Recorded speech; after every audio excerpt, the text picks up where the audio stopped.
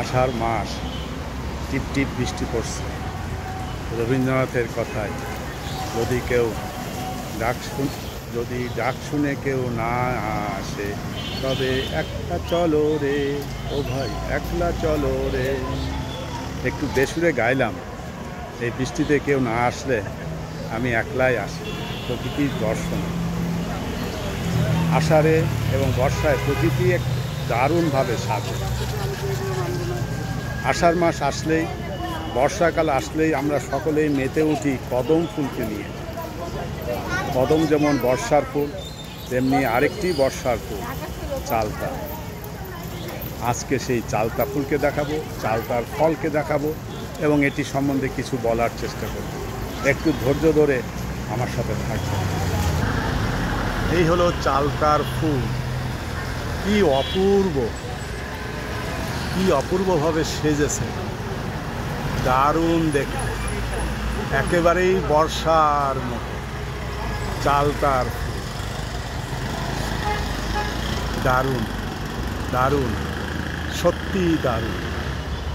চালতা, বিলেনিয়া ইন্ডিকা, ইংরেজিতে এলিফ্যান্ট আর অ্যাপেল। তার মানে ফলটি নিশ্চয়ই এলিফ্যান্টের ভালো পছন্দের একটি ফল। এই ফুলটি দেখে কে পছন্দ করবে না?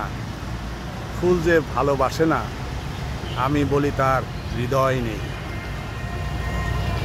দারুণ দারুণ চালতা, বর্ষার ফুল চালতা, আমি তোমায় ভালোবাসি। এখন একই সাথে চালতার ফল, এই ফুল থেকেই ফল এসেছে। এই বর্ষা মৌসুমে গাছ লাগানোর একটি প্রকৃত মৌসুম। আপনারা চালতাকে বিবেচনায় রাখুন। এর অনেক গুণ। ফুল দেখতে সুন্দর, পাতাগুলাও খুবই সবুজভাবে সেজেছে। এই সবুজ পাতা আমাদেরকে প্রচুর অক্সিজেন দিয়ে সাহায্য করে। তাহলে ফুল দেখতে সুন্দর, ফল আমরা খেয়ে থাকি নানাভাবে, পুষ্টিগুণে ভরা, অ্যান্টিঅক্সিডেন্টে ভরা। এমন একটি ফল বা ফুল গাছকে কেন আমরা লাগাবো না? লাগাতেই হবে। আমরা ফুল ভালোবাসবো, গাছ ভালোবাসবো, ফুল এবং গাছকে যত্ন করব। এমন কোনো গাছ লাগাবো না যে এক বছর লাগিয়েই পরের বছর উঠিয়ে ফেলতে হয়। সুতরাং সঠিক স্থানে সঠিক গাছটি লাগান।